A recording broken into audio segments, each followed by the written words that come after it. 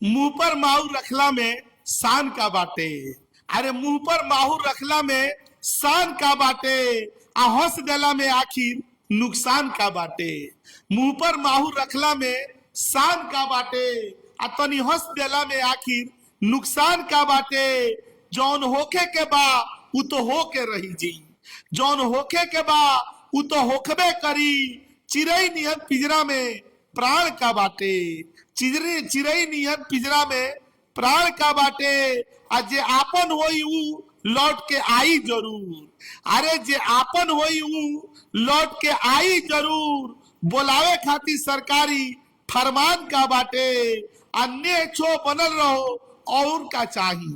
अरे ने छो बनल रहो और का चाही। ये जिंदगी के सिरहान पैतान का बाटे, ये जिंदगी के सिरहान पैतान का बाटे। आ प्रेम स्नेह अपनापन ही हर धर्म के सार हो, प्रेम स्नेह अपनापन ही हर एक धर्म के सार हो।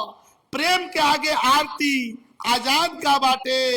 आ घर के आंगन में कोनो देवाल ना उठे, घर के आंगन में कोनो देवाल ना उठे। बाबूजी से ऊंचा और कोनो आस्थान का बाटे, माई बाबूजी से ऊंचा कोनो आस्थान का बाटे।